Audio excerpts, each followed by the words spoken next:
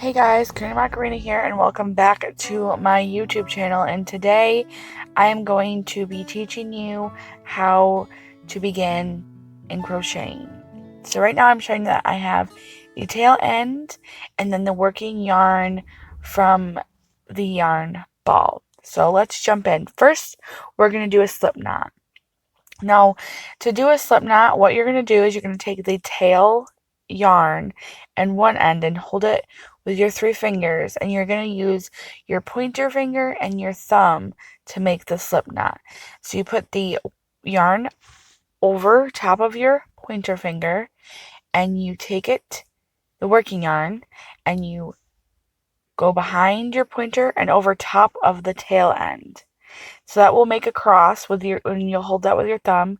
You'll loosen it up a little bit and you'll pull the working yarn through that loop. And that will create a slip knot. You pull it, and this is adjustable. It will go bigger, it'll go smaller. We need it to go smaller to go on a crochet hook, because if we have large, it's not gonna look good. It's gonna be sloppy. Your loops will fall off the hook. So I'm gonna show you this a few more times. So again, we're going to hold the tail with our 3 fingers and use our pointer finger to wrap it around, and use our thumb to make the X and hold it down and make a loop and pull the working yarn through the loop. So I did sew this down for you in case you haven't gotten it yet. So this should help you a little bit more. So I'm just doing the same thing that I did before. I just want to tell you that I am just using whatever yarn I have, and whatever like crochet hook that's bright enough so you can see the difference between the yarn and the hook. This isn't what goes together. On the back of the yarn package, it tells you like what type of weight it is, like, and how many plies it is, if it's 1, 2, 3, 4 ply, 5 ply, whatever. And it's lightweight, medium, heavy. It also tells you the hook size you should use for that yarn. And it also gives you washing and drying instructions, because not all yarn can be washed and dried like our clothes can. And also on the back of the yarn, there is also gauge swatches for crocheting. And it also has this for knitting too. But we're not talking about knitting. We'll get into that. I will do some videos on knitting too, but for right now, we're going to be talking about crocheting, and I'm going to have a later video on the yarn packages and reading that. We'll get into patterns and everything else. So for right now, we're just going to start, because this is just for absolute beginners that don't know how to even do a slip knot or crochet or anything. So we start with a crochet, or we start with a slip knot, and then we go into the foundation chain. And this is pretty much the basic first step that you need to know to get into crocheting, because most patterns will call for a chain of whatever number. So say the pattern you're doing a hat calls for like 56 chains, so you'll do 56 chains, and this is how you will do it. So we're going to get in to making the foundation chain. So we have our slip knot on our crochet hook tightened up so it doesn't slide or go anywheres. What I do with the tail end is I hold it along the crochet hook, and with my finger, my thumb, and my other 3 fingers, and I use my pointer finger to hold the slip knot in place.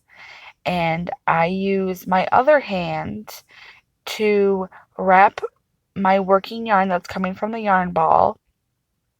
This is important. Make sure that you use the yarn coming from your yarn ball and not the tail. It's not going to work out. It's going to look messy, and you're going to miss all your chains, and you won't be able to go and start a new row. So what we do is we yarn over, and we pull that yarn that we yarned over with through the slip knot, and that gives us a chain. Yarn over and pull through the loop, and that gives us another chain. And this is how we do the foundation chain. You yarn over and pull through the loop. And you just yarn over. Make sure that you have a good tension, because you could either lose your slip knot or you could lose your yarn off the hook. And it's going to take a little bit of practice, and if you get it at like first hand, good for you. Good job.